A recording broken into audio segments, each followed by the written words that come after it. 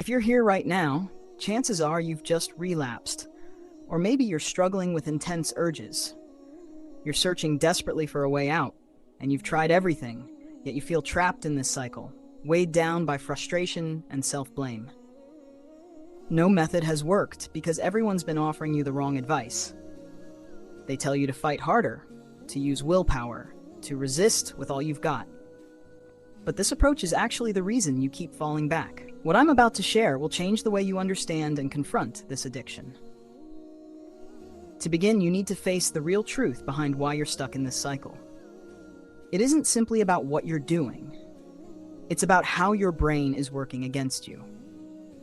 You see, every time you give in to those urges, every time you watch those videos, you're not just falling into a sin. You're reshaping your brain's reward system in ways that trap you even deeper. Allah designed your brain with a remarkable reward system, one that releases dopamine when you achieve something worthwhile. But pornography hacks this system, flooding your brain with so much dopamine that nothing else seems satisfying. Prayer no longer brings you peace, working out feels empty, and your mind has become numb to all but this artificial high. It only gets harder from here, because when you try to quit using sheer willpower, you're actually reinforcing the addiction. You might hold out for a short while, but eventually, the urges return stronger than ever.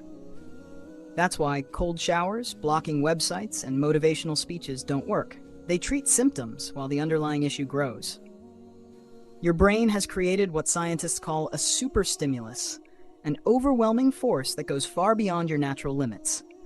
When an urge hits, it feels like survival itself depends on giving in.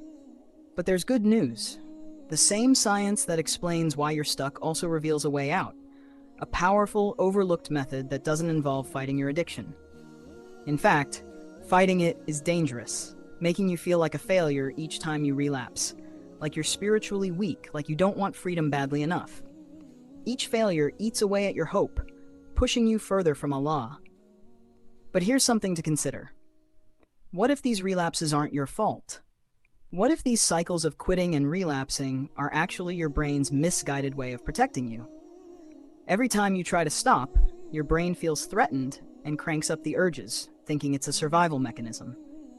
How many times have you committed to quit, certain this time would be different, only for the urges to overpower you after a few days?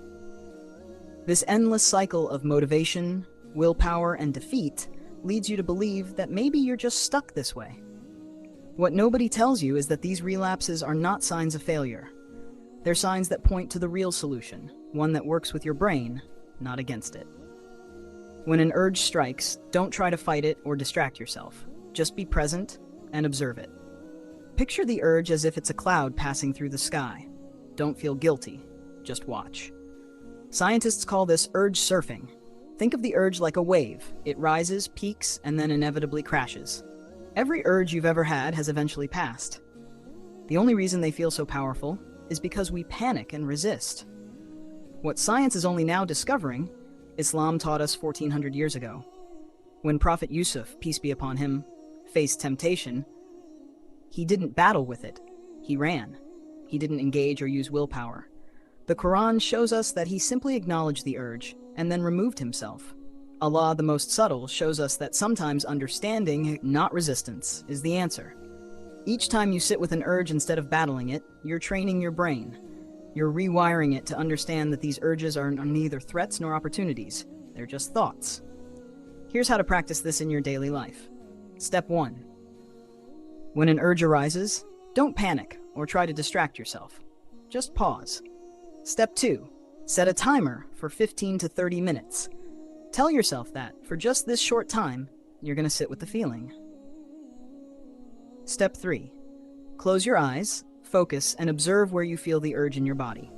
Here's what will happen. At first, the urge may feel stronger, and your mind may urge you to give in, promising just one more time. These are just thoughts. Let them come, let them go.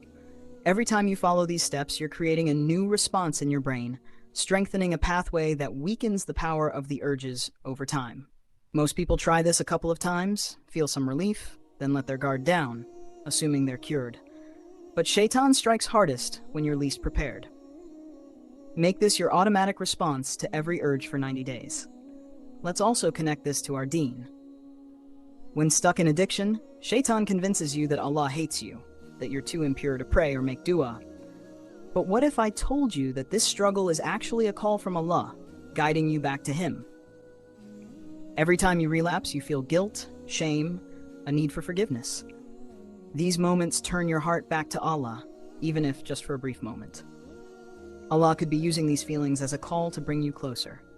The question is, are you listening? Remember, Shaitan doesn't waste his time on those far from Allah. He targets those trying to get closer. Your struggle is a sign you're on the right path, a sign that Shaitan sees you as a threat. Here's the reality. Most people will watch this, feel motivated, and fall back into old habits. But you're still here. You know this is your chance to truly break free. Today, you learned that your brain's reward system has been hijacked. You need to stop fighting and start observing, just 15 minutes at a time. That's all it takes to begin rewiring your mind.